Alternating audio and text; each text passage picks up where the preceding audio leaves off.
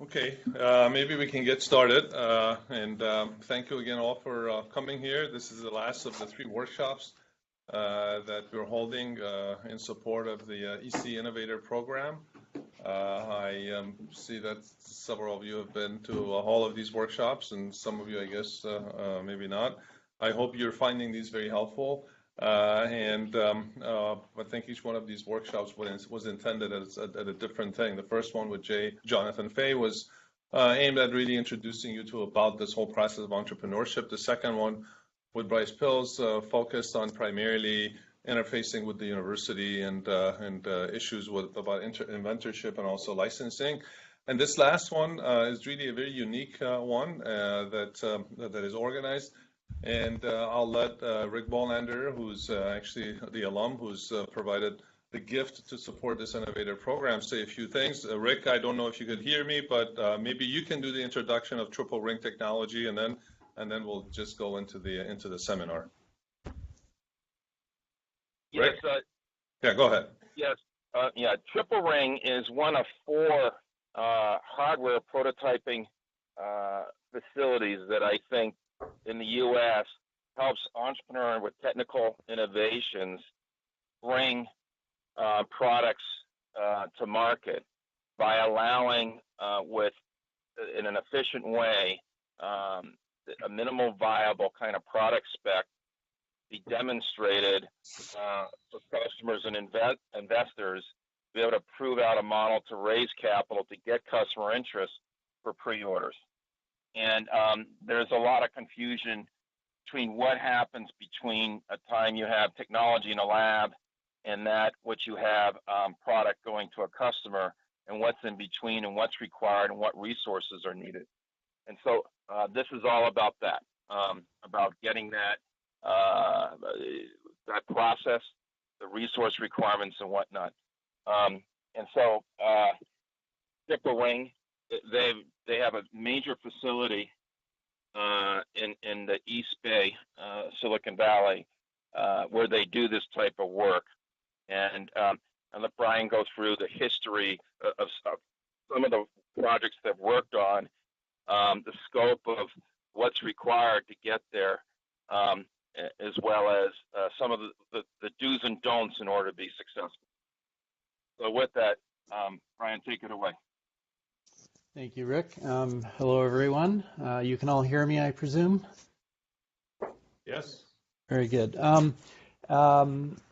A couple of housekeeping items just based on the fact that I'm a long distance through a skinny wire away from you.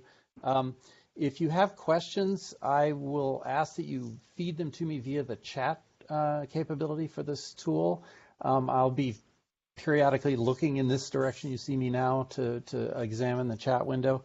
And by the way, if I fail to pick up on a chat item, somebody can holler at me, but I suspect mostly doing it by voice is going to be difficult.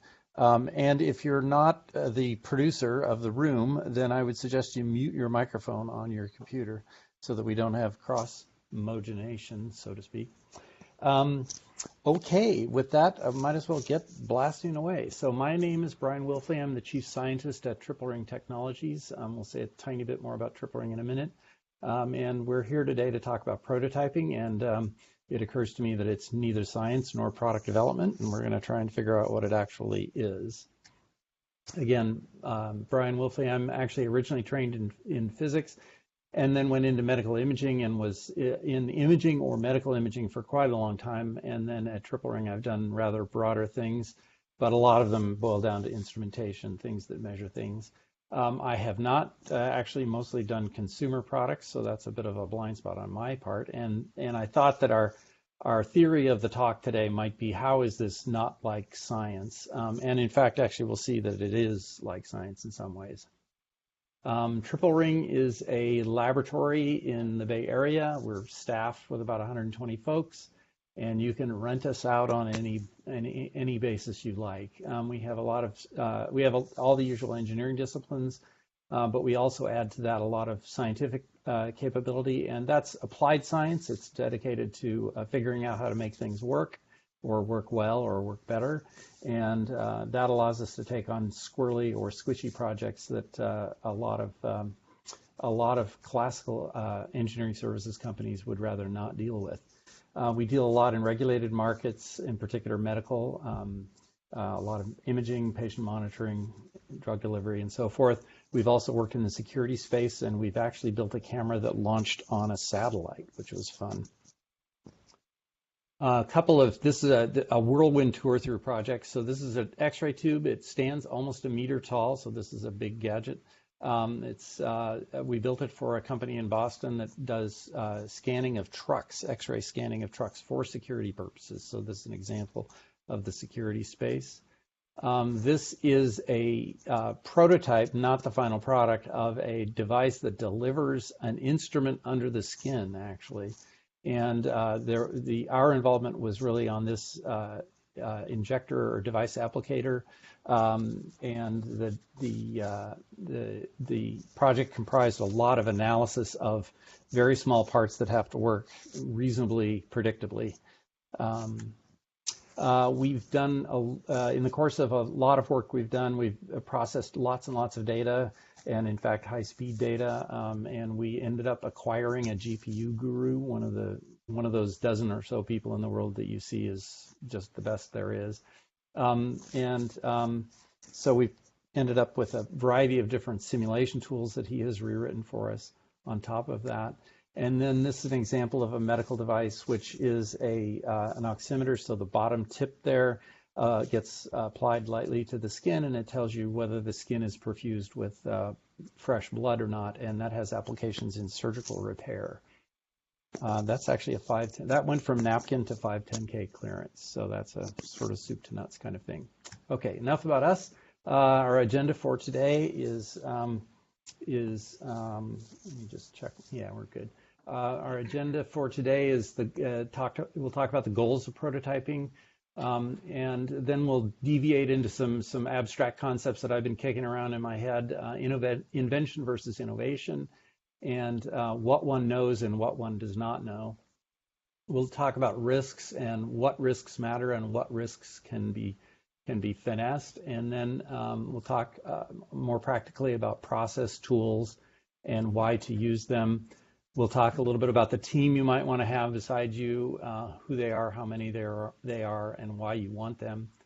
And then we'll actually talk about a case study, which will be interesting because it's slightly contrasting with most of the message today, but I'll try and highlight that difference so that it teaches by counterexample, if you will. And then if we end up with time, which we may well not, I can throw in a few extra things at the end. And I'm checking my chat window, and we seem to be fine. So when we first started thinking about this, yes. Sorry. Unfortunately, the audience doesn't have access to the chat window, so we're just going to ask questions whenever they come up. Just wanted All right. That's fine. Sorry. No, that's fine. I'll, if one of you want to referee that from inside the room, then I'll do that. Okay, great. Okay, so when we first started thinking about this presentation, actually this discussion, it was Rick Bolander that came up with the most succinct version of the goals of prototyping, and I've hewed to it ever since. And it's very simple, which is to find your next round of capital investment.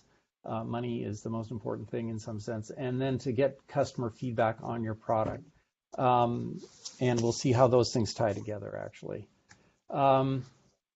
If we think about the first one, raising capital, your funders care about profits, and profits are made of course, revenue minus expenses. The expenses are things like the cost of the product and overheads and stuff. The cost of the product is not actually where our mystery lies fundamentally. If you've done your engineering of your gadget, then you can get people to tell you how much it would cost to manufacture. And unless you have a pound of platinum required, then the cost can be made reasonable. Those things can be estimated. Those are not really where the risks in this process lie. The one exception to that I've seen actually is process development. Process development seems to be able to suck down a tremendous amount of money. So one wants to sort of have that squared away maybe before you start the prototyping, but there will be scale-up issues when you get into manufacturing. So process development is its own unique can of worms. The real mystery, though, that I'm trying to focus on is on the revenue side, and revenue translates to customer adoption, and you won't actually be selling anything yet. So what you want in lieu of that is customer feedback. That is commentary from people who use your doodad and tell you what they think of it.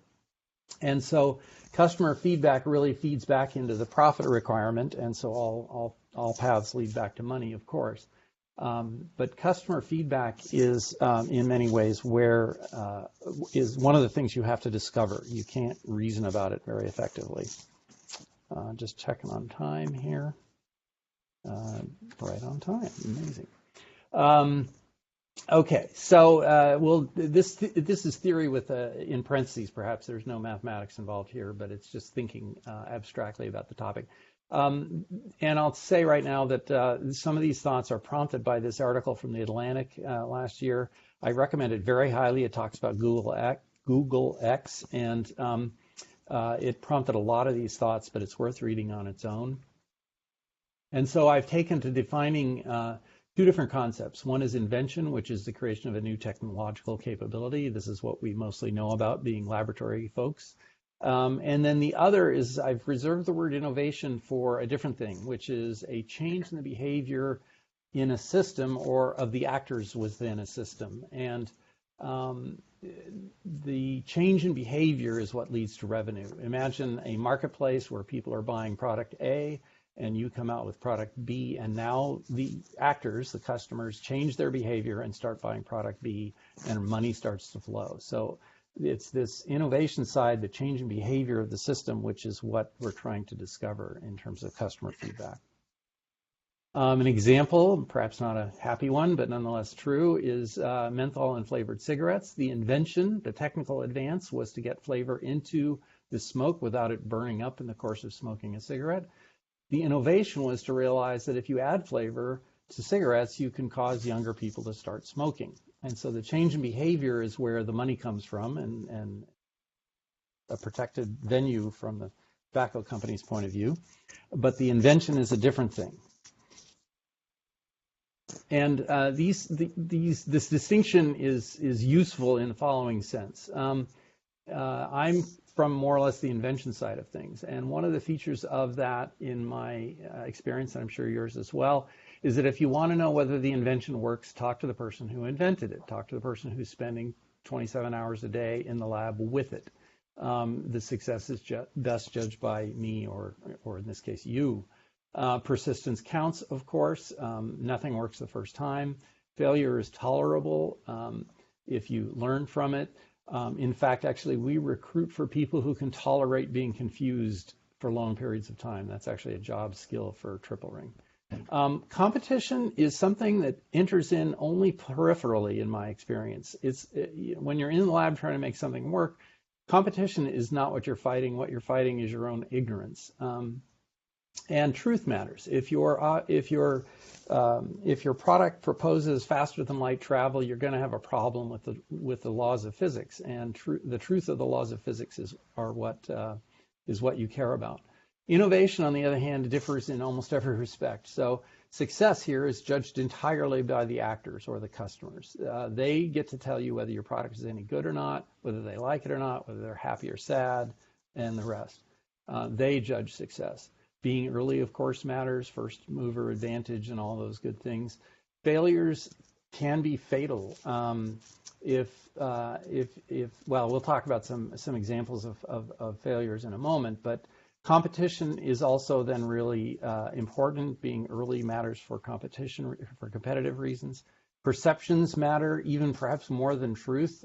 You hope your product is founded on legitimate benefit to customers, but they decide pretty much on their own whether they like it or not.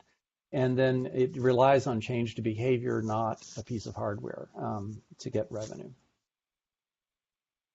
So in my mind, this sets up the existential or the essential problem. The things you need to know most are customer feedback, which is a proxy for customer acceptance, proxy for changed behavior, a proxy for revenue, and that is the thing you know least about because you spent your life in the lab making your thing work. So let's shift gear a little bit and talk more about the mechanics of doing development. These are things that I'm sure you're familiar with in some sense, but in order to try and think about them, we'll invent some concepts here. Some of these are not invented, but they have different nomenclatures. So I define sort of three categories of activity. One is developing the fundamental concept of something. The next is realization, which is a fancy word for engineering. Realization is actually a word that's used in the FDA regulation associated with quality systems. And replication is actually my word. What they call this is production, or actually there's another word they use for it that I can't remember. Replication is manufacturing. The realization is engineering, and concept is the basic physics, chemistry, or biology. And the risks here are as you see. In replication, manufacturing doesn't work. You don't get reliable output. You don't get high yield. For a long time, I'll speak of the FDA as sort of my poster child for this. For a long time, the FDA really was concerned entirely about replication or manufacturing, and there was this thing called good manufacturing practice, or GMP. And the reason was because they came from the drug business, where assuming the molecule was what you wanted it to be, all the problems arose due to bad manufacturing. And so they focused on this greatly. As medical devices and software have come to the fore, the FDA has realized they need to regulate how people do the engineering, the realization part. And so there are rules about this in medical situations. And then the concept risk is, again, that the physics or chemistry or biology don't actually work the way you think they do. Some examples here. Let's say I'm building an afternoon sunshade for my house, for everybody's house, and the replication risk is that the nailing machine isn't driving the nails in all the way. So I probably need a process document that says set the air pressure for 60 psi, not 40 psi. A realization risk or engineering risk is that I'm using 2x4s, but they really should have been 2x6s because the thing is too weak and keeps breaking apart. And that's definitely a question of engineering. The production people aren't going to fix this by building it better. It's an error in the engineering. And then the conceptual risk is that I'm installing them on the east side of the house, but in fact the sun sets in the west. That's a trivial conceptual error, but it's nonetheless an error in my concept of how the world actually works. If we take an LED light bulb as an example, the latest batch of LEDs don't fit into the socket. That is probably a materials specification problem that I can fix with a better document. A realization or engineering risk is that the LEDs keep overheating. That's definitely a design problem. That somebody didn't do quite the right engineering. And then the conceptual risk is that if I build a lamp with only red LEDs, the customers are going to hate it because it gives them a very poor visual experience. Again, probably fixable, but it would be expensive to fix it late in the cycle. But again, all of this is in service of something else. And again, our goals, to quote originally, is to get our next round of capital and to get customer feedback on our product. And what we're going to do is, instead of profit, we're going to look for feedback. And this is all a sort of a chain of reasoning that gets us back to profit. And let's take an example of a drug. I'm not a drug discovery guy, so if there's anybody in the room who is a drug discovery person, feel free to disagree with my characterization here. Replication risk would be an ingredient is contaminated. Something you're buying from somebody else is coming in with the wrong thing in it. This is, again, a process-related problem that you can get away from by properly specifying the ingredient. A realization risk might be that the molecule doesn't get past the stomach, and there are various things you can do by way of medicinal chemical engineering to get the drug past the stomach, and so that can be engineered away. A concept risk in this case might be that the molecule causes a heart arrhythmia, and there ain't no way around that. There's many drugs fail due to hazards that are discovered very late. And I guess the point I'm making here in part is that if you think about the bumps you see at the bottom of in the graph, it's concept risk and customer acceptance or feedback from the customer where the really scary risks are kept. The ones in the middle, realization and production, are almost always handleable in some fashion. Not always, but almost always. But if you have the wrong concept, or if the customer doesn't like it, in the case of a drug, it doesn't work as well as they want it to, those risks can be really very serious in terms of your product viability. So again, the impact of these risks, realization, engineering, and replication production can impact cost of the product, unit price. Those can all be estimated for the most part ahead of time without actually having done all the engineering. You can estimate that moldings will cost so much and circuit boards will cost so much. But if you have an error in your concept of the science or of what the customer wants, you might be really up a creek. And so the prototype is to discover and to prove that there are no such errors. Oopsie, sorry. So let's say a little bit about what you might need going into and coming out of this process. We'll talk about the process next. I would say going in, you need a clear idea, preferably in my mind, it wants to be written down, a statement of what it is you want to build, how you want the users to interact with it, and what you want to learn from that process. In some sense, that's what you need for a product, but your emphasis here is on learning, not on selling and distributing the product. Coming out, what you would like to have done is to learn a lot. So the question is, what did you learn?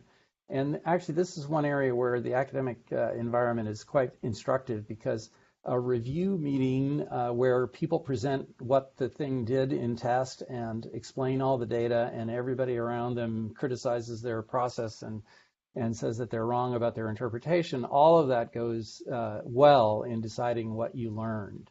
And the goal is to discover any conceptual errors. The next thing you want to know is, did you learn enough? Did you learn enough to go into product design? Did you learn enough to go raise your next round of funding? Did you learn enough to believe that your product is viable? And if you didn't quite learn enough, how much will it cost to take the next step? So, for example, if you didn't really learn very much from the test, and you certainly didn't learn enough to make much progress, and it's going to cost millions of dollars to make the next step, that's sort of a bad combination.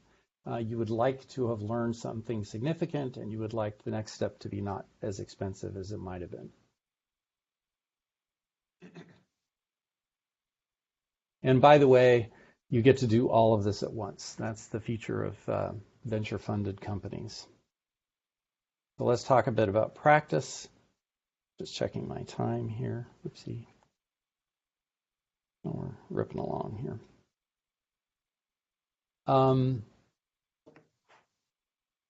Again, the features of our prototype want to be that it works. That is to say, it functions. There are no scientific flaws in it that we know of. We can estimate that the cost of manufacturing will be reasonable.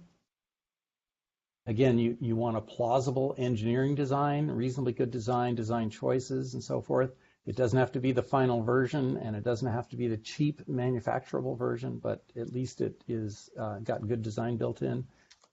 You want a plausibility argument about the replication, that you can manufacture the thing. Again, these can be estimated. There are actually, if you're going to have somebody else build a product for you, they will oftentimes do that work for you, more or less for free. You want the user to be able to respond to it.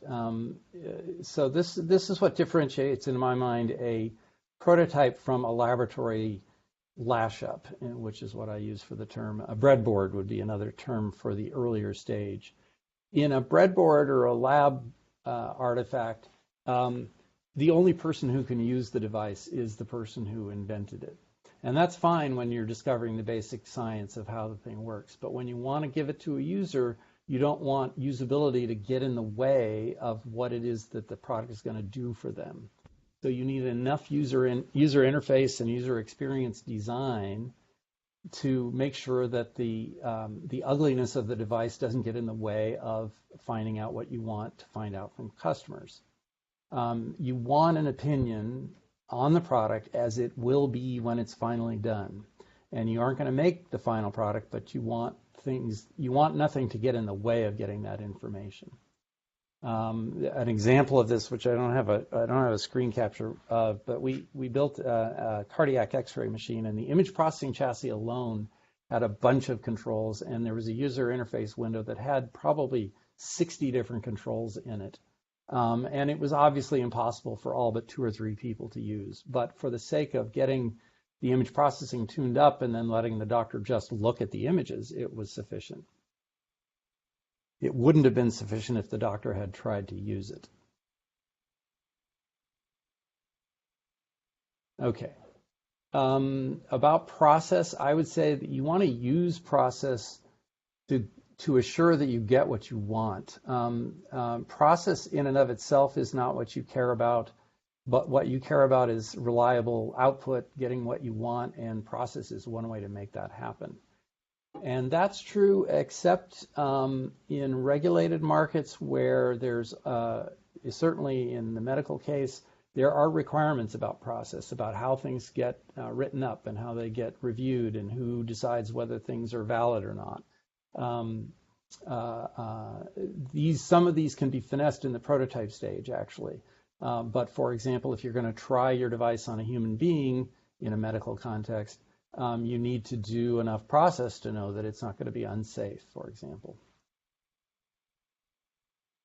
So let's try out a few processes. This first one is, we use these terms build and test in a pejorative sense around triple ring. And what we mean by build and test is that you build the whole thing and then you test it and you say, did it work or not? And it doesn't, so you go back and you build another whole thing and then you try it and it doesn't work. And the problem with this methodology is that it can go on forever. You can cycle forever. There's actually a famous example of this. The Wright brothers and Langley was his name, I believe. And I don't remember his first name. Anyway, the Wright brothers did a bunch of science and engineering, and they measured stuff and did a lot of lab work. And Langley just built planes and tried them out, and he never got any of them to fly. The Wright brothers, their first attempt to fly their powered plane worked. The problem with this is not so much that you're building and testing things, but that you're only building the whole thing and testing does it work as a whole thing. You need to learn things incrementally. You need to learn things as they are given to you to learn. Another possible design process is to design it right from the start. In other words, I don't want to live through this nightmare of building and testing, so I'm going to sit down and think about what I want to build and get it right and then build that. And the problem with this is you don't know enough to build a successful device at the beginning. I'm not saying that your laboratory demonstrations were invalid here, by the way. I'm just saying that in terms of building a prototype version of your gadget, there are things you don't yet know about how it's going to work well. And because you don't know those, this straight through process won't work. You're going to have to recycle at some point. So in fact, actually, we've got a process with lots of boxes and lots of arrows. It's not that much more complicated, though, in a real sense. We give it the name system science, and you'll see why in a moment. But you think about what you want to learn. You analyze the situation. You analyze the information you have in front of you. You specify what it is you're going to build to try and answer the next set of questions. You follow the rest of it. You design, build, and test. And hopefully, at the end of the test, you'll get some data, and it won't be all the data that you need, but it'll be some data, and you can use that data to learn something. As I said earlier, the notion that you build something and it doesn't quite work right, and that persists for a while, is a common circumstance in our line of work, and I suspect it's what you guys see all the time in the lab. And so in many ways, this is exactly the scientific method as it really is practiced. And so we call it system science. It's applied. We're not trying to discover laws of nature. But the goal is out of each test, you're going to get some data, and you want to know what that data means as much as possible so that your next trip through this loop is answering a fancier question. And this process, despite all the arrows going every which way, does eventually converge because you finally retire all your knowledge gaps and you learn what it is you need to know, and you'll eventually get out of testing into shipping. Of course, there's the need to continue to learn after that. So this is the model that we use at Triple Ring, and I think it's valid for most products that are not utterly trivial. We can talk a little bit about documentation. This actually is a figure taken from a really thick document. It's like 50 pages long, I think, which is our design guidance document. And this block of boxes is a small subset of a much fancier drawing that is in there, and it's really quite daunting. The image of all these things. These are the kinds of documents you might need to build a prototype. User requirements might be more, the requirements that I have for the next prototype in order to learn something.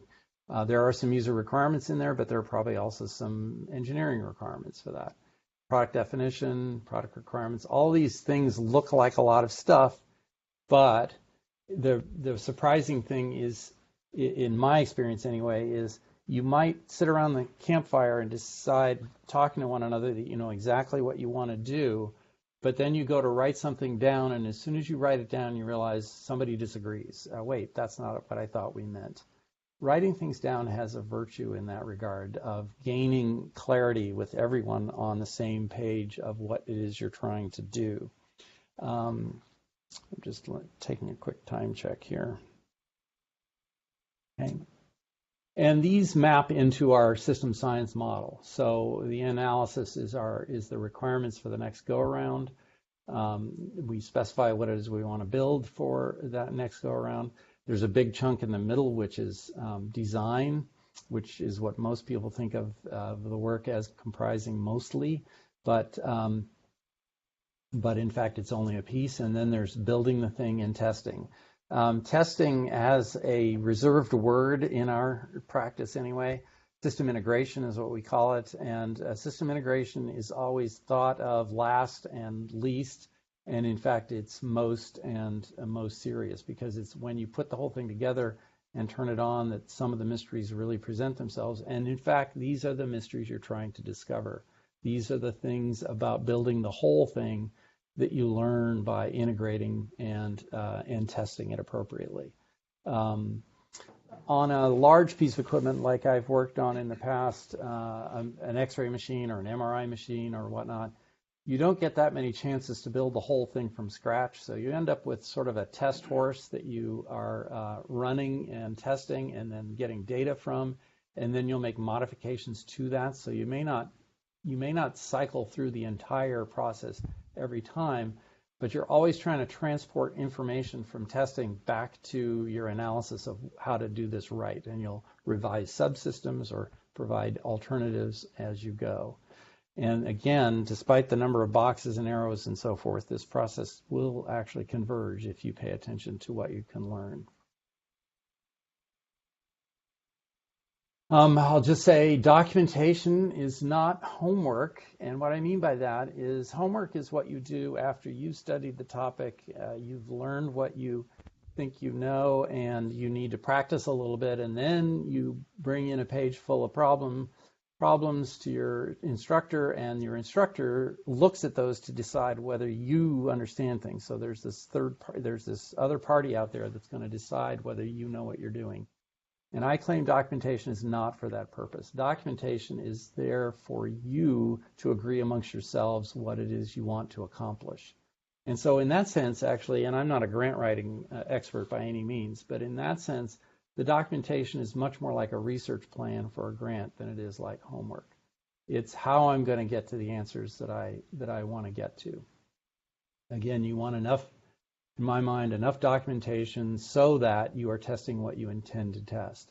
And again, as we talked about, as I mentioned in the integration phase, there are issues that you aren't aware of yet that will matter, and you will have to discover these by trying things. In some sense, this is very much an experimental science, not a theoretical science. And again, your ultimate aim is to gain customer feedback so that you can aim for customer acceptance. Okay. Let's talk about the team a little bit. I'm judging by the fact that it's nice and quiet there that I'm either put you all to sleep or there aren't any questions. So everybody's listening. I think there are questions. Probably we'll do them at the end. Okay, that's fine. If I'm really offending someone, they can certainly interrupt. Let's talk about a team. These comments are really aimed at a team bigger than a handful. If you've got 3 people on your project, you probably can just sit around the campfire and decide what you want to do. The reason you have 3 people is that they're all just brilliant at what they do, and they don't need a lot of guidance from above. But if you've got a team at all bigger than that, 5 or greater is not a bad threshold. In my mind, you need more structure at that point. And the 2 most important people, I think, from an overall functioning perspective, are the CEO and the VP of R&D, and they aren't that different except for one key point.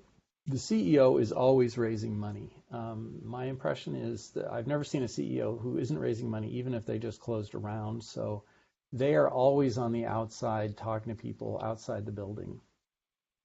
Some of those are customers, so they keep track of key customer relationships. They keep track of key opinion leaders that they're trying to impress. They are responsible for the perception of the company amongst the leading minds out there in the user community. They also certainly have a vision of the product. They know what they're trying to accomplish from a business point of view, who they're going to sell this to, and why they're going to want to buy it. The CEO is outside the building a lot. They're facing outwards. The VP of R&D is really sort of an alter ego to that's facing inwards. They also know the customers well. They also have a vision of the product, and oh, by the way, it does have to be the same vision. There's a need for unanimity in that regard. They keep, in terms of the vision of the product, that boils down to often they keep the product spec, or they at least keep track of it and assign the work of writing it to somebody. But if it doesn't pass their own vision of it, it's not right. And then the other thing that the VP of R&D brings with, and I've seen this now in a half a dozen cases over the years, it's a pretty rare thing, they can bring judgment, both all of the above: technical, project, strategy, and personnel judgment. There are a couple of ways to think of why that judgment matters. One is to consider that if you have 5 people, you'll have at least 5 opinions about what's going on, and they could all be wrong opinions. And somebody needs to set a course for how to resolve that. And my experience is that when I've worked for really skilled engineering leaders, when I say stop and let's do science, that person will say, no, let's make this change and build 2 more. And they've been right and I've been wrong. And it's almost a magical process when you don't quite realize what's going on. It's almost always based on a lot of experience. The metaphor is, in my mind, is sort of being in a forest, and you want to get to the mountaintop, but you cannot see the mountain. And so you have to have some sense of why you might walk one direction or another. To most of the team, it looks like an arbitrary choice, but to the experienced leader, it's based on a lot of experience and judgment. I really find this to be a very valuable commodity in these folks. By the way, I'm not normally one of those folks. I'm the scientist campaigning to stop and do science for an unknown period of time. In terms of the rest of your team, the real problem with an R&D team is that if you're building a complicated thing, you might need one of everything. You might need one of each kind of engineer, one of each kind of software engineer, hardware engineer, mechanical engineer. It can get really out of hand pretty bad. hiring is frankly difficult, as you know, I'm sure. Personal referrals count for a great deal. Honestly, one of the things that's true about the Valley out here is that a lot of people know a lot of people, and if you ask somebody who you respect for a recommendation on a skill set, you'll eventually get a recommendation, and those count for a great deal. In terms of the characteristics of the people you want to hire, I would say you need them obviously to be able to do the job you want them to do, but you want them to be able to do so with a combination of self-confidence and humility. Those are nominally contradictory attributes. It's on the one hand, you have to be able to stand up in the room and say, I know the right way to go here. And on the other hand, you have to be able to be told by somebody else that you're wrong and that one should go a different way. One of the characteristics of this that that actually our President Joe Henue articulated is we try and find people who are pretty sure that they're one of the smartest people in the room. If somebody's absolutely convinced that they are the smartest person in the room, unless they're the CEO, that's probably a problem. At least for us, it has been. Everybody, if the person is completely dominant, then everybody pretty much is there to do what they say and not much else. You want people who are both smart and practical. You want them to give you good engineering, but you want them to actually finish stuff. So being correct is important, but also finishing things is very important. I'll illustrate by talking about in my experience, I've worked with half a dozen or fewer analog electrical engineers. For whatever reason, these folks are rare. And it turns out that nowadays we've been working with two of them, and they're both almost wizard level folks. I don't quite know why it is, but their art form is not as well understood by the rest of the community as other forms of engineering are. And so you end up trusting them to do stuff that you really can't quite know for your own self whether it's going to work or not. So you need somebody to be accurate and correct. You need them to design things well, not badly. And you have to trust them in many ways. They can explain things. They can certainly explain things to me ad nauseum, and I may or may not get it. But you also need them to deliver. You need them to be able to actually finish a design, get it into a board designer, get it out the door, get it built. And then again, I claim you want these people to have judgment. You're relying on them to do things that are poorly specified on the scale of things, minimally specified, shall we say, and you want them to be able to fill in the gaps well. One of the features of growing the team beyond the prototyping level is that you're going to start adding people with skills, but they don't have as much judgment, so you're going to use process to overcome that lack of judgment. But at this prototyping phase, when you're trying to do it all with a very small team, you want folks to have judgment at their own level. We can talk a little bit about outsourcing. Obviously, Triple Ring has an interest in this question. It requires trust, but you verify, to quote Ronald Reagan. The trust comes from the fact that you're in some sense handing your future over to somebody outside who doesn't have a direct self-interest in your success. The startup model is the venture-funded startup model anyway. I liken to, a small team being in a leaky boat, and if you row fast enough, you'll get to shore before the boat sinks. Everybody's in the boat, everybody will sink together, and everybody therefore pulls very hard on the oars. When you outsource, that person is in their own boat. They float along on their own. They don't necessarily sink when you do.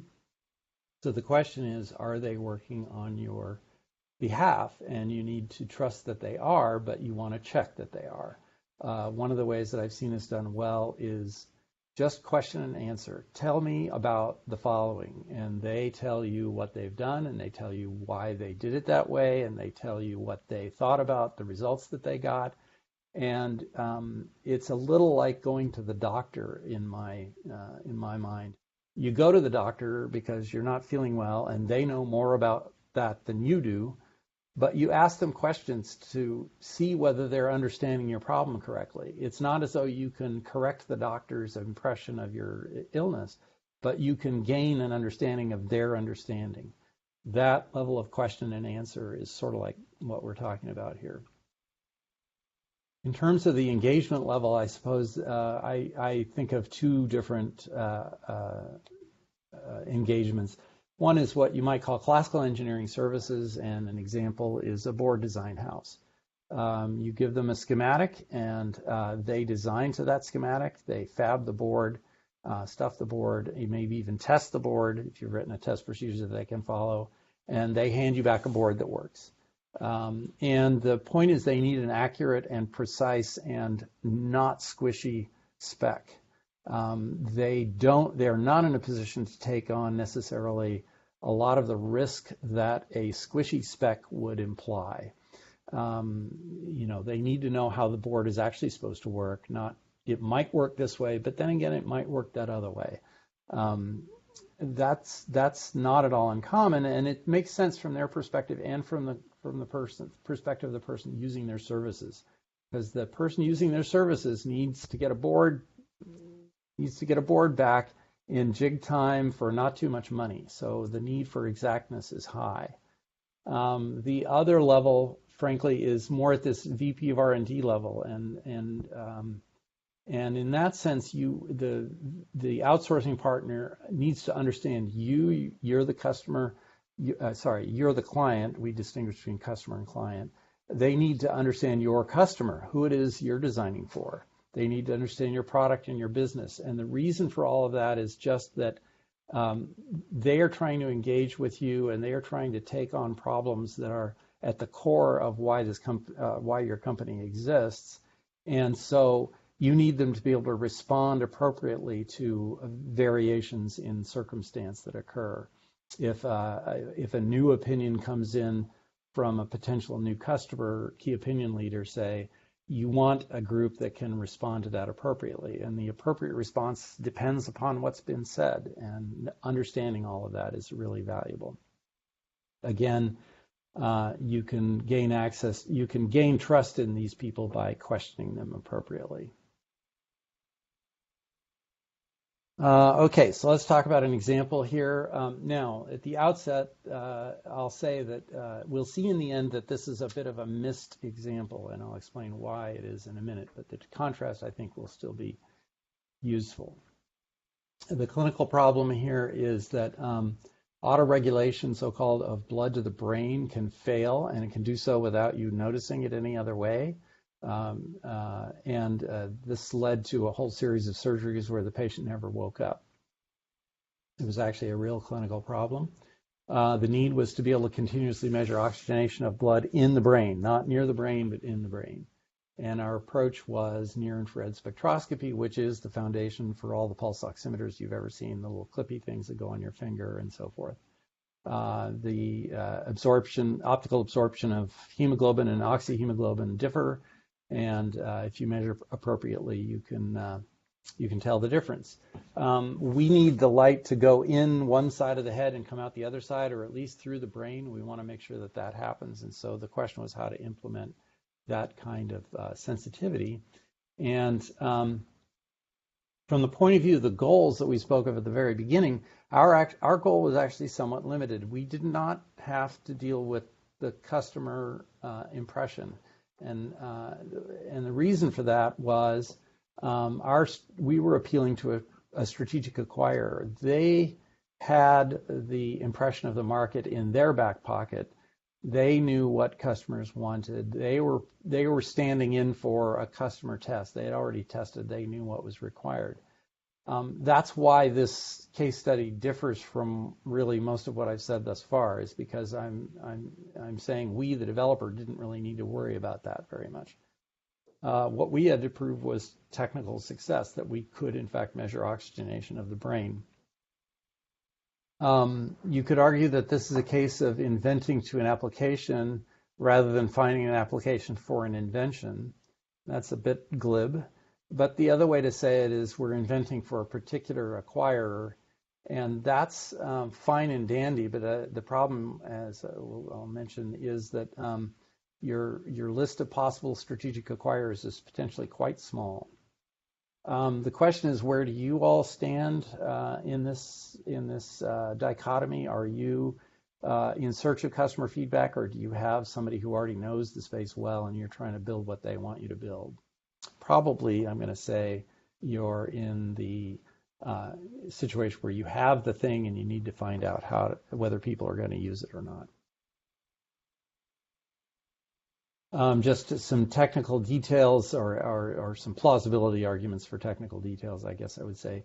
Our methodology was based on high-speed signal processing, so we had to generate codes that were high frequency on the scale of things, and we had to acquire data at very high frequency. But we were able to buy our way out of most of this, actually. And that's an important point. And the way to think about it is that we were not going to advance our cause, particularly at this stage, by showing that we knew how to build high-speed data acquisition systems or pattern generators. That's not the problem we had to demonstrate our capability on. What we had to demonstrate our capability on was measuring brain oxygenation. So we were able to literally rent the pattern generator and buy for a few $1,000s the rest of the stuff. The cost of R&D in that case was very low. It was mostly figuring out where to get this stuff. There was some bench setup that was incidental. What we did have to do was some testing, and in this sense, the testing was like the testing that I described earlier. There were 3 levels of test, and each one of them was designed to release some funding for the next stage. And the funding was coming from ourselves. We were paying for this ourselves, but they were each aimed at raising capital, so to speak. The first test was on a Phantom, and the question was whether we could see the conversion of oxyhemoglobin to deoxyhemoglobin. And the graph that you see there shows that the oxyhemoglobin went down when you sucked out all the oxygen, the deoxyhemoglobin went up, and the total stayed the same, which is good because we're not actually making any new hemoglobin. That allowed us to do our next test, which was a so-called arm cuff study. So we weren't looking at the brain, we were looking at forearm, at the person's forearm, and we would put a blood pressure cuff on their upper arm, and you can occlude blood flow into the lower arm for a limited period of time. This actually did require a so-called IRB, Institutional Review Board, which is a procedure you can use to be able to test on human beings, depending upon the risk. You can't present very much risk at all. In this case, it was very easy to argue that the risk was not significant. And we had some published data that we can compare to, and in fact, we measured something that looked reasonably good. So again, this then released a few more dollars to be able to do the last study, which was actually on a brain, and in particular, this was on a brain in a person. And this is where the IRB gets a little more impressive, because we were actually going to have people breathe a low oxygen mixture of air, and their brain was going to lose a little bit of oxygen, and we were going to hopefully detect that.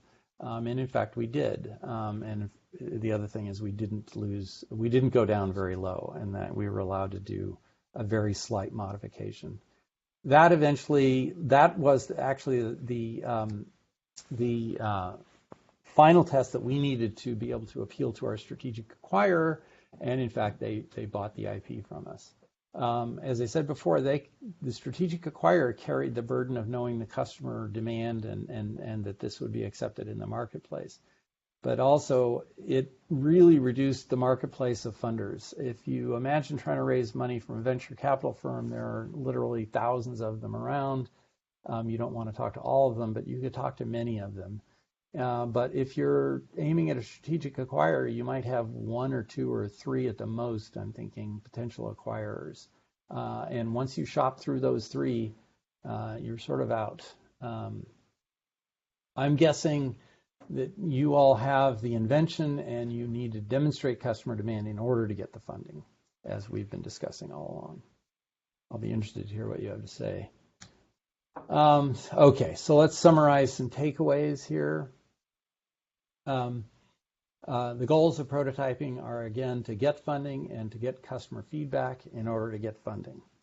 There's this dichotomy between invention and innovation, and the point being that you know the invention very, very well. You need to learn about the innovation. What's gonna change in the behavior of people out in the real world that it's going to cause them to adopt your gadget. There's a bunch of risks to doing R&D, but several of them can be mitigated in a fairly straightforward way. Engineering and manufacturing risks you can estimate your way out of those. But fundamental concept risks, science risks, or customer acceptance risks are very serious, and they can be fatal. And you almost certainly have to discover them because you won't be able to ignore them. You have to know what they are. Talked a little bit about process. We presented the system science concept.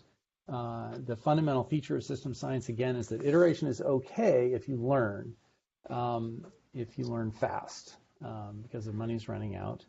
And then I would say you use documentation to get what you want.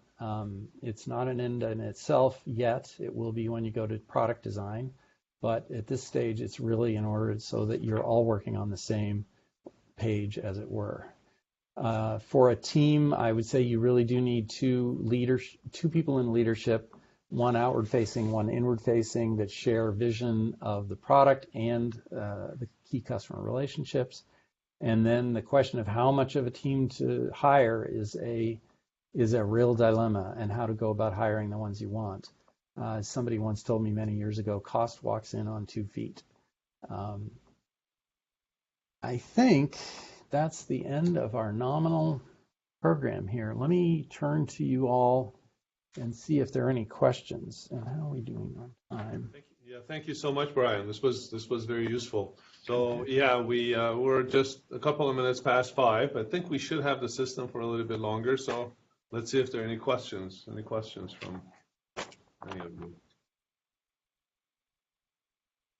Maybe I'll prime the pump and start with my question. So one thing, just last thing that you mentioned, the team of at least 2.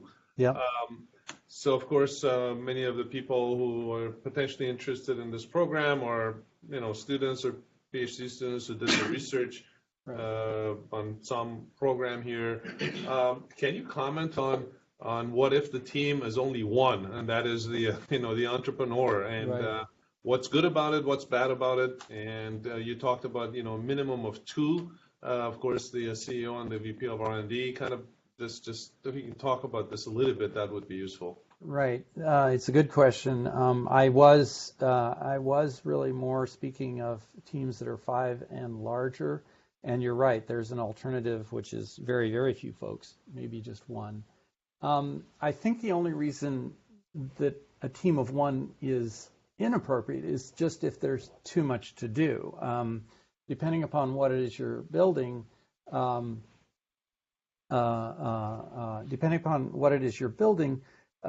person might be able to do all the work. On the other hand, if there's literally only one, then that person has to both raise money and do the engineering, testing, and the rest. That ends up being really hard, and you spend so much time raising money that I think it's very hard to also be the chief and sole engineer for the project. If you have 2 or 3 people, that is also different than 5 or more. In that case, I think you do things more on an informal basis. You talk to each other a lot. You're all confined to a 7,000 square foot space, so you can't avoid each other. There's the issues of communication are not so severe, but it's when you get to 5 or more that the communication issues start to become difficult, and you need clarity among all the participants.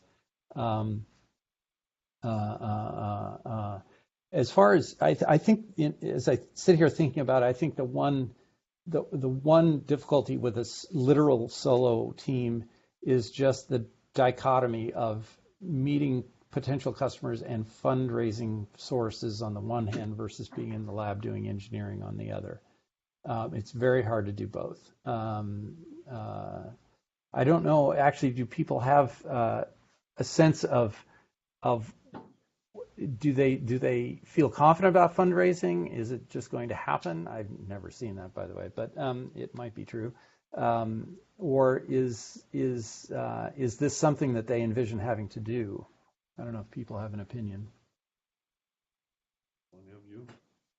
Yeah, go ahead. Can you hear me? Yeah, actually. Okay. I've got a question that really comes right off of what you just said. And it deals with how does Triple Ring manage their talent base or their people? And what I mean by that is prior to this meeting, I went on your website and found it to be very impressive company. And in one of your early slides, you mentioned you have about 100 people, on your team, and then have hundreds of, outside consultants you use. Right. And I would imagine that with the different projects you do, you may have, for example, you yourself may be involved in 2 or 3 projects actively, and then maybe 1 or 2 that you're kind of just monitoring. My question is given that broad talent base, how does Triple Ring manage that talent in terms of, person A is, 20% on this project, Right. 50%, that type of thing. Yeah, no, I think there are 2 versions of your question. The one you did ask, and I'll get to that, and the one you didn't ask, which is how do we acquire talent, which is not the question you asked. The question I think you're asking is how do we allocate work amongst the 100 or so people that are in the building every day? And it is actually it is perhaps the hardest thing about running Triple Ring. We have 100 people in the building, of which probably 60% or 70% are technical folks. We have a fair amount of administration that goes on. But of those technical folks, they have not particularly interchangeable skills. We try and hire for people who are really good at cross-disciplinary work, but using myself as an example, I can talk to a chemist, but I am definitely not a chemist. And so I'm going to be doing, electron optics, for example. And so everybody has the thing you want them to be working on, which means that if you consider that all the people are a bunch of boxes across the top of the table, and we have N projects down the left-hand side, there are 100 boxes here, let's say, and we have 30 or 40 projects. So there are literally 3,000 boxes to fill up just right. It's really hard. We've developed some and have discovered some rules. You mentioned, actually, you got my daily life down really well. I contribute materially to 2 or maybe 3 projects, and I poke my nose into 2 or 3 or 4 more. That's almost exactly right. For me, having 2 projects is fine. I can keep up. Having 3 projects is actually perhaps a little more efficient because while I'm working on project A, I've got projects B and C, project managers hounding me to get to their stuff. So I get project A, my contribution done and off the table fast, and it makes for high productivity. If I get 4 projects, I am screwed. I cannot keep up. I cannot keep track.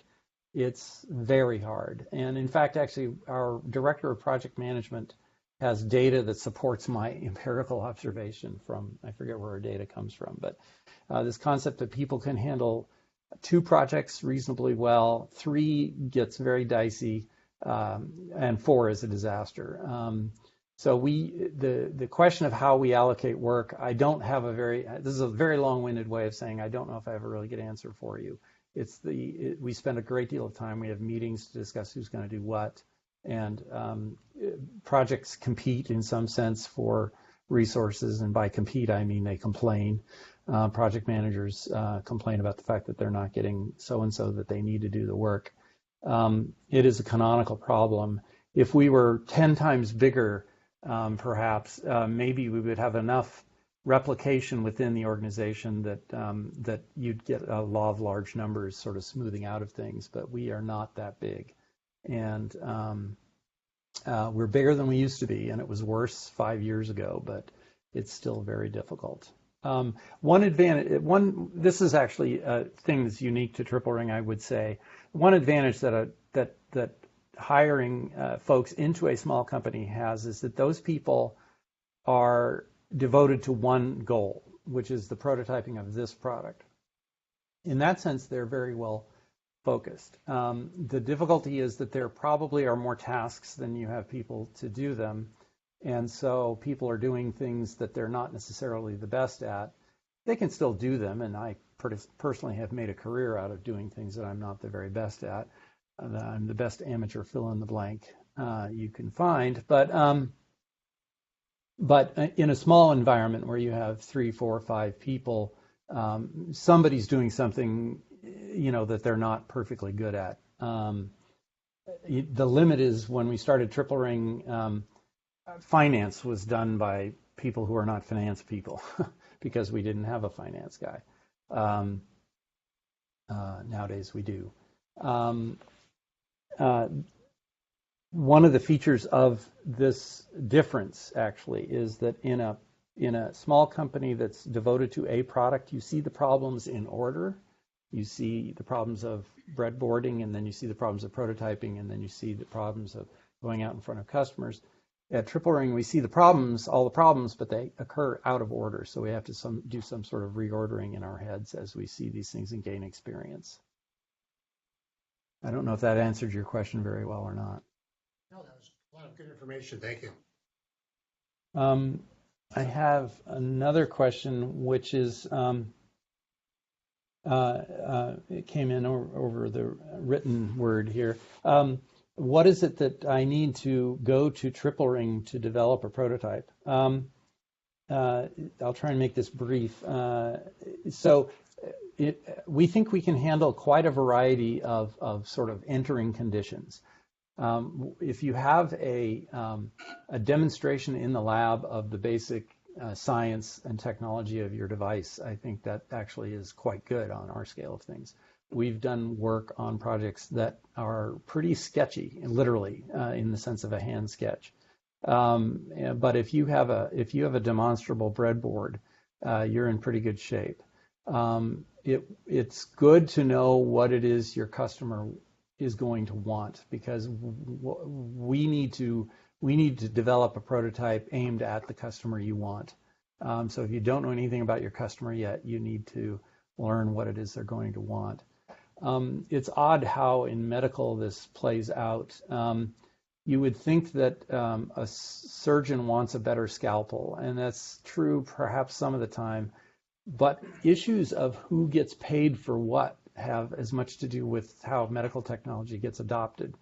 And that is a problem of who the customer really is. And so knowing what your customer wants from you is one of the things that I think you probably want. You want to have some idea about that when you walk in the door. We can help you with that. We've done a lot of that work over time, but prototyping probably won't begin until some discovery of customer needs has been done. We also have worked on very late stage efforts, either bug finding in established products or yield improvement, for example. So we've done some late stage work as well, but that's sort of not, I think, where you folks are thinking.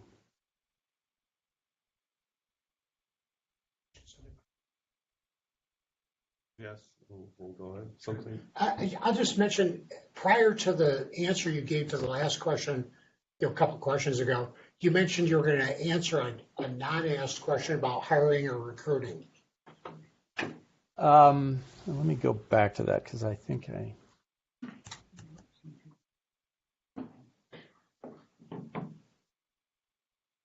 to think what question was I thinking of that wasn't asked.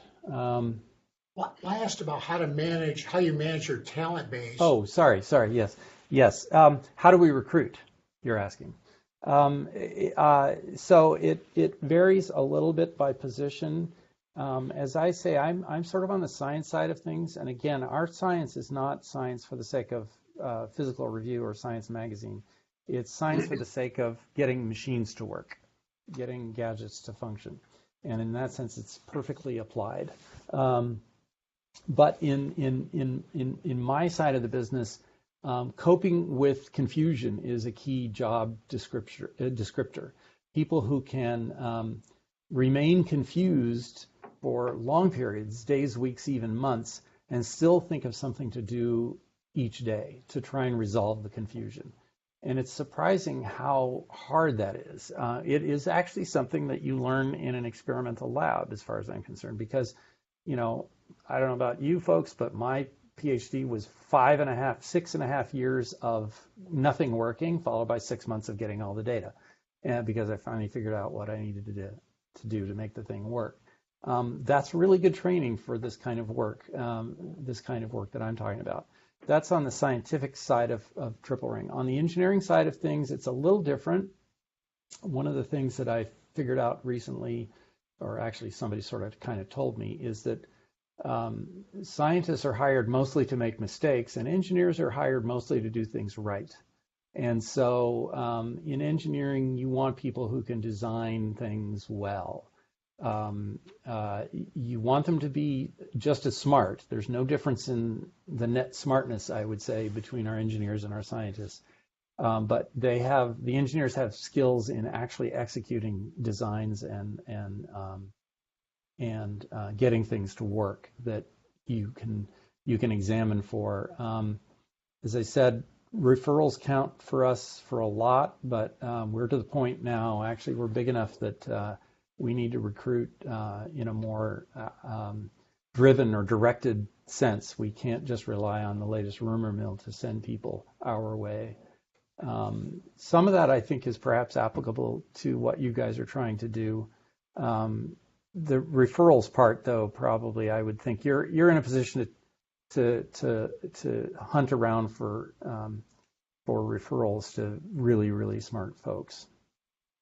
And that really does count for a lot. When a startup starts, at least out here, the first thing the person in charge, the entrepreneur, does is to call all the people they've ever worked with that they respected and say, I need a person to do such and such, to do this and that.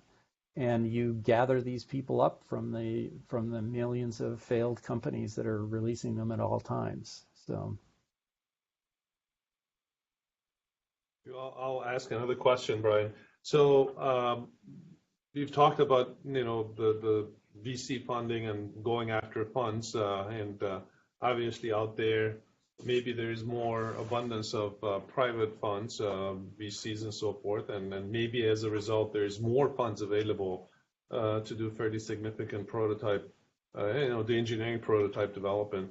Do you have any thoughts, and have you worked, has your company worked with, let's say, startups that mostly start through government funds, SBIRs or things of that sort? And how much does it really cost kind of to do a prototype? I don't mean a big prototype, of course, depends on what the device is. But do you have any maybe comments or advice on kind of government funds just to get things started versus private equity funds and other things to really get to the next level? Sure. I can say a few things. Actually, we do have an example of a company incubating within our space. We do incubate some companies. And one of those actually is building a device of modest complexity. I'll say it's not anything like an MRI machine, for example. It's much simpler than that.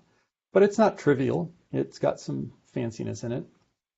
And they actually did fund the beginning of their work through a combination of a very small amount of friends and family type money raising. I don't know. I don't think he has much money from those sources. But then he's gotten a few different SBIRs. I believe the story is that he got some money from the NSF to develop the technology, and then he got money from the NIH to do the clinical trial because the NSF doesn't fund clinical trials and so forth. So it is possible to do things that way. The feature of that I have observed anyway is that it slows things down a lot. You have to write a grant and then wait months to know whether you got it, and that's assuming you did get it. And if you have to rewrite it and submit it again, it's another cycle. It can really slow things down. Now, if you're one person and you've got a way to support yourself, that's not a problem particularly at all. It can work. If you've got a bunch of people that you're paying salaries, it's harder because they get their salary every month, whether you get the grant or not, and this and that and this and that. The other feature of grants is that they are to some degree incompatible with the other sources of funds. What I mean by that is if you go raise some money from a VC, they want the answer to the question that they're funding before the grant will even be ruled upon. You know, you'll write a grant, you were supposed to be done by the time the grant comes through. So the grant just doesn't make sense from a timing perspective. Triple Ring has a unique advantage in that regard because if we write a grant, while it's being reviewed and going through the bureaucratic process, we actually go off and do project work. And so we can wait it out. And if you can wait it out, it's an acceptable way to go. But once you get investors who are investing for profit, they are going to want you to move fast. And so I think it tends to be harder to make use of grants in that regard. In terms of how much money it actually takes, it really does depend upon the thing. And I suppose it really depends upon the engineering complexity of it on the one hand, and I'll say again, process development can be just really expensive. And if you have to develop some process in order to make your thing work, that can cost a lot of money. But I'll say, for example, actually, if I can, I'll flip back here quite a bit. Let's see, where am I? So just for very round numbers, oopsie. So this Xray Tube, which you see, which is a pretty fancy, gadget. It's got a fair number of parts. It's got a fair amount of modeling that went into making it work right, both engineering modeling and some physics modeling of electron beams and this and that. That project from start to finish was a bit over $2 million, actually, at Triple Ring's retail rate, which is not cheap. We're not dead cheap, by the way. But we try and make up for that by being reasonably effective. So this was a few $1 million.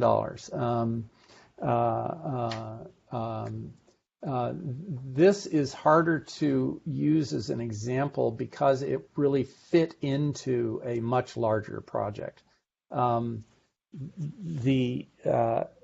This comes under the general category of a combination device. I think that's right. The combination device for sure is a drug and the injector to deliver it. That's an example of a combination product. And the drug is going to cost hundreds of millions, if not $1 billion. And the amount of money devoted to the injector is actually surprisingly large. It's maybe tens of millions. But the reason for that much money is because the only thing the injector can do is screw up the drug. It isn't going to deliver any value. The drug delivers the value. So it's worth it for the drug company to spend tens of millions of dollars to build an injector that works well. This is similar in that regard. The delivery device here was not the primary product. It was our project, but not the primary product. I'll skip over this because it's really more inside baseball. And then this actually is, as I say, a soup to nuts project. We started with a napkin sketch and ended up in a 510K, and that was, again, a few $1 million.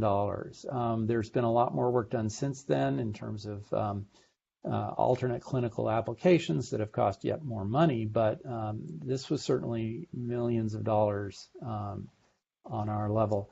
I would say it's really hard to know how much money it's going to cost to develop any one thing, but to develop a breadboard is, in my mind, hundreds of thousands of dollars, and to develop a prototype that you can use on a person, and again, I'm coming at it from somewhat of a medically biased point of view, is of order $1 million or probably more. So what is the cheapest prototype or the cheapest project that you've ever done? So one of them, yeah, no, that's right. I remember one, so I'll talk about that one. This is quite a while ago now. I think we spent around $120,000 to develop an.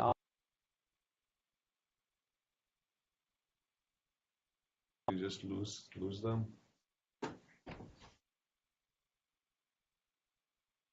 But we got the number 120. Yeah, right. I don't know if you, Brian, maybe you can hear us, maybe you can't, but we can't hear you. We just lost you for some reason. I hear you, Coolio. Can you hear me? Yeah, Yes. we can hear you. Can you see us still, Rick? Yeah. I'm in a different location than they are. Yeah.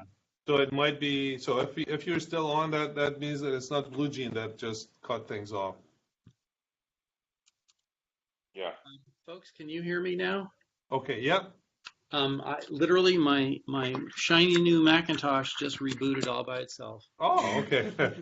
So I was silent. I have this other computer running, so I'm going to use it for Okay. our remaining minutes. I don't know where I left you, but we built a device that was going eventually to be used to measure the inside of the aortic valve, because measuring the aortic valve is critical to being able to put in a replacement valve. And measuring it is difficult because it's inside the person. You can't really go in and use a ruler. And so we developed this optical coherence tomography device, and OCT has the property that it has an absolute dimensional accuracy and precision. And so we could use OCT to measure the radial size of a balloon that was then going to be placed in the aortic valve.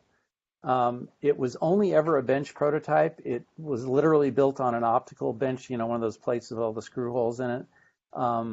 It was cobbled together from this and that, but we bought a fair amount of equipment. And in the end, they had it running, code was written in LabVIEW and running on a PC, and it was pretty crude. In terms of product design, it was not really it wasn't a product. It was barely a prototype. It was really more of a breadboard, a demonstration of the technology. And it wasn't suitable for going into a person. But that cost actually, I think, around $120,000. Okay.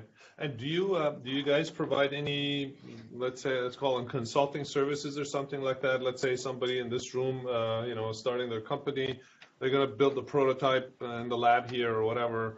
But if they need help, do you guys provide any kinds of services that are, just not prototyping, but maybe more advice and, kind of in the early part of the process, which is just the design, maybe analyze side of things? There's a couple. Yes, the answer is yes, and the amplification, I guess, is that there's a couple of different sort of peripheral to engineering type work that we do. We will do some initial. This is not the question you asked, but I'll just answer it in the course. We do a fair amount, actually, of initial sort of plausibility finding for people. People want to know, do you think this would be a good way to do that to solve that problem? And we'll do some brainstorming, perhaps, or some literature review to try and evaluate whether a particular idea makes some sense. We might do some modeling at that stage. We call this a phase zero, and the goal is not necessarily to build anything. In fact, it almost certainly isn't to build something, but the goal is to figure out as best one can prior to building it, is it plausible? Is it reasonable to suppose that it might work? That's one activity that we actually do quite often. In terms of, I think the question you did ask, which is really more directed towards advising companies that are functioning on their own recognizance, I think we can help there. It's a little bit less of our business as a matter of habit, but for example, we've done design reviews with folks. And when I say with, I mean, let's say you've got your own design team and they're building circuit boards and writing software, but you need to review that in order to see whether you've got any problems in the engineering, as one always does. And we've contributed at that level. It can be cost effective in the sense that having the review can be very effective. It can be, sometimes it ends up looking a little expensive because the people you want in the room are the most experienced folks, for sure, and we've got some very experienced folks.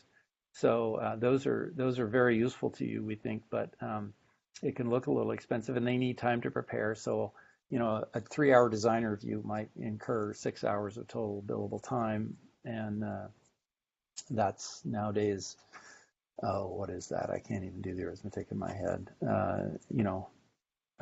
Over certainly around about $1,000, I suppose. 6 hours, does that make sense? $2,000. So do you, along those lines, do you actually, instead of in lieu of money, do you also maybe provide services, including building things, in exchange for things like equity in companies? You said that you sort of you do incubate. I guess there's one company that you incubate. So, or do you have to get paid for building prototypes? So the answer is we have definitely done that. I realize I can turn on my video again.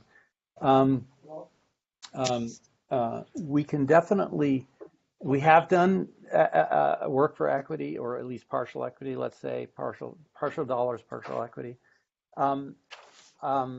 And we will do in the future as well. The only thing I would say about that, and actually my answer may give you a sense of why that is complicated. The difficulty is that it's harder to set that arrangement up because you have to value everything at the beginning, right? You have to value both the piece of the equity you're giving away and our contribution towards your success all at the beginning, because that's how the equation gets made. That requires a lot of knowledge, and that's why fundraising is so hard. Is the part about learning what it is you're investing in. It's hard on both parties, hard for both parties, because of the amount of learning that has to go on. What we find actually is that the initial engagement might actually be better done in cash because it's fast and there's no, it's sort of, I don't want to say no fault, but what I mean by that is, you get what you pay for, and you can take it away and use it for whatever you want to use it for. But at the same time that you're getting value for an initial project, presumably we're learning about what you're up to. And then if there was a need for an equity arrangement, at that point, at least we know much more about each other and we know what we bring to the table in terms of valuation. It's the case that we do more of our equity investments, limited though they are. We do more of those to companies we've worked with a little bit already. Mm-hmm. Okay, thank you. Other questions? We might lose you. We have Blue Jeans, our webinar, our online thing until 5:30 our time. So if we lose you, just know that the system might cut off on its own. Okay. But any other questions here from the audience? There are no questions on this end. Thank you so much, Brian. We really appreciate it. This is very useful information, and I do hope that now and in the future we end up working with TRT, and one of these times maybe you guys should just leave the sunny California, east and northwest coast, and come and visit here. In the middle of the country. There's a lot happening in Ann Arbor. Yeah, that sounds like fun. Actually, there was a period of time when some of us were traveling to Madison, Wisconsin, like three times every month, and so we know how to get there. Yeah, and we're not as cold, and we're much more accessible. Yeah, and thanks for listening, everybody. I appreciate your taking the time out of your schedule to do so, and hopefully this was useful. And if you have any questions, just claw your way back towards us, and we'll do our best. Thank you, and thank you, Rick, for setting this up. This was really, really useful, and we will, of course, as I said, post the webinar, and hopefully others who are interested would also be observing. And then we'll send you the information. You said that you wanted, I guess, a copy of the video or that'd be great. To the video, so we'll do that. Okay. Well, thank you, Brian and Khalil. If there's any feedback on it, I'd like to collect any feedback so, on a continuing basis, we can always improve. Yeah. Correct. Definitely. Thank you. All right, folks. Bye-bye.